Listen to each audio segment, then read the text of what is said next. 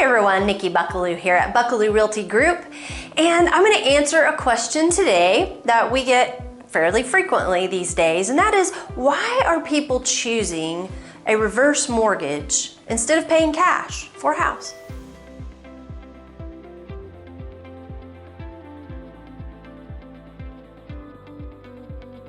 Well, that's a great question. I'm going to modify it slightly because I think the better question is, what reasons do people have for using a reverse mortgage? And there's more than just purchasing a home using a reverse mortgage. That's certainly one way people use it. But there's actually three different ways that people use reverse mortgages. One, they have a house that's completely paid for. They have no loan on it, and they want to tap into that home equity for whatever reason. It doesn't matter what they want to use the money for. They want that home equity. So they get a reverse mortgage so that they can access that home equity. The second reason is they have a current mortgage. And let's say it's paid down quite a bit, but they still have a mortgage payment and they would like to not have a mortgage payment. So they refinance their current mortgage using a reverse mortgage, and a reverse mortgage does not require you to make a payment.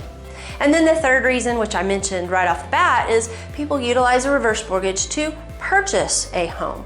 And there are a lot of different ways people go about that. Most of the time, they utilize a reverse mortgage to purchase a home because they're selling their current home and they're going to use half or maybe a little more than half of their equity to purchase the next house, and they utilize the reverse mortgage for the balance and not have a mortgage payment. So they can live in that home and not worry about making a mortgage payment. The loan will be paid off at some point in the future when they move out of it, sell it, or pass away, and it goes to their estate.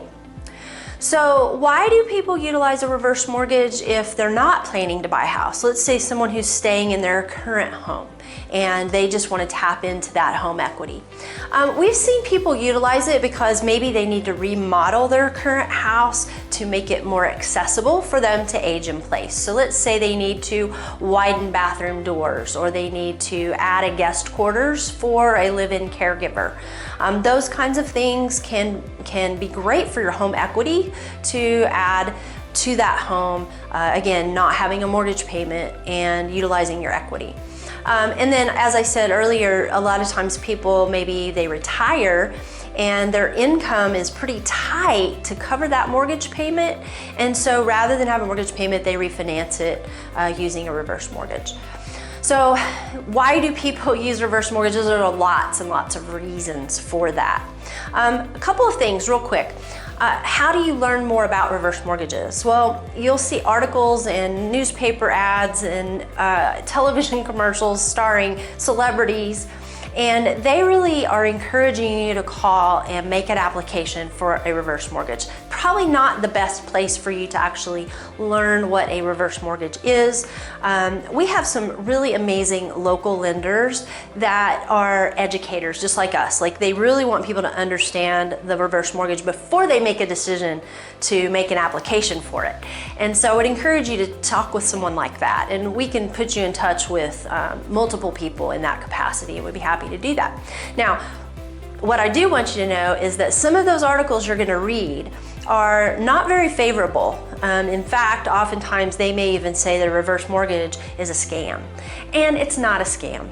It's a tool, just like anything else. When used correctly and when people fully understand it, it can be a really great tool. Matter of fact, one of the things I didn't mention earlier is that some people are now utilizing a reverse mortgage as a retirement planning mechanism or a financial planning mechanism. Like, they're taking their home equity and reinvesting it in other things. Now, I'm not a CPA, I'm not a wealth manager, and I'm not a financial planner. So I'm not here to tell you that that's what you should do. I'm just telling you that some people are doing that, in which case it's really important that you be fully informed anytime you make a big financial decision like that. So that answers the question. I hope that was helpful. Until then, make it a great day, and thanks for joining me on this video.